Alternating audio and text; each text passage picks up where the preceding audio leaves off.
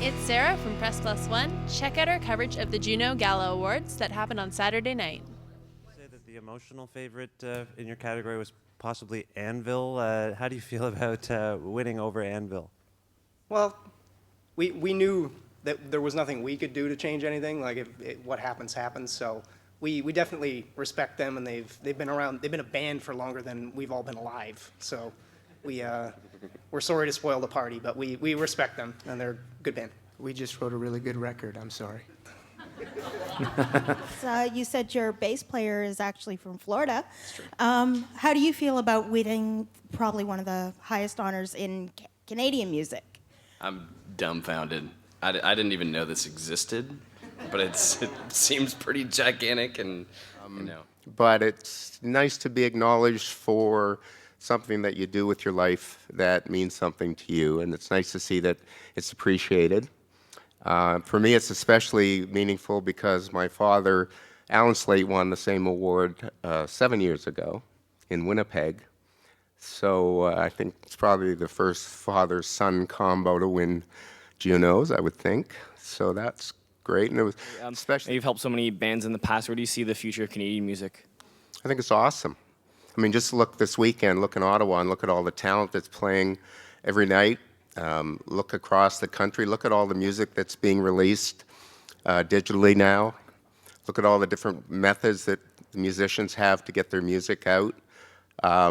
So, I mean, I think we're in great shape in terms of Canadian music right now. The foundation has three main goals. Number one is to help young teenagers and young people in need that are going through tough times with depression, drugs, suicides. We also want to help out young children who are sick, especially with cancer, because of what we lived with Pierre's brother, who went through a very tough battle with cancer. And we also try to promote music as a way for people to find their passion in life, and also musical therapy programs, which is important for us because music for us was our passion and gave us direction in life. So we want to try to promote that as well.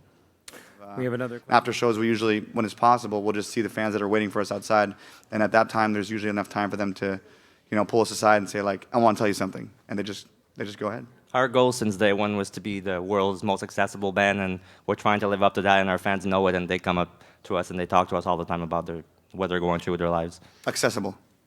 No, not successful. It sounds like successful. Sorry. We're determined to be the most successful band We had that in the goal world. too. Question. And I think that's all we're trying to say. We're trying to say, we are the youngest recipient. We're trying to encourage other people to do that. I think it will make the world a better place if we could all just give a little bit of time and a little bit of effort. Yeah, I mean, we're always being inspired by new stuff. That Diamond Rings record kind of blew our heads off. The new Yukon Blonde record is like a permanent mainstay in our van. So the trick is to listen to as much good music, and a lot of it's Canadian, as we possibly can, and then steal it.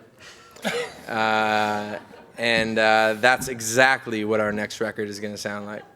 And I was just curious what you make of that. Why are people so taken aback by your success? I don't know. I mean, I'm still trying to just figure it all out. I've had an incredible couple of years, and I feel like I'm falling ass backwards into a whole lot of really cool shit. So I feel like I'm in the best hands. I'm surrounded by a lot of people who inspire me to get better all the time. And I just never want to feel complacent. I always want to feel like I'm continuing to reach. The trick actually was that my current fiance, Kirsten, we started... The fiance I have right now, which is... different than all the other fiancés I had a few weeks ago. We started going out a couple of months before my very first tour, it's awesome that she's kind of seen me through playing open mics in Vancouver till today, and you can kind of come home from a tour and just dissolve into somebody who has no preconception of who you are because they've been there since the beginning. So. Hey, it's Sarah from Press Plus One, and we're in the press room for the 2012 Juno Awards. Hey, Dallas. Hi. Beach con, a sore throat. Nice to see you. I got one too. I had a lozenge earlier. Yeah, I have one left. I have to keep it. You can't have it. Yeah, I've got these ones. They're called Manuka honey lozenges from New Zealand. They're great. Can I borrow one? No. Okay.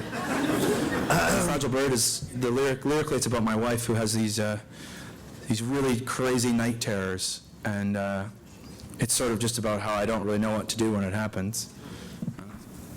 I don't want to get all Dave Grohl on everybody, but I think that certain songs and certain types of music, they benefit from that warmth that I think tape provides. Watching Deadmau5 grow has been an amazing thing, I think, for anybody who plays in dance music, and I think especially for Canadians watching him. I think probably all of us feel the same way. What an amazing story, and there's no question he's made a huge change in dance music.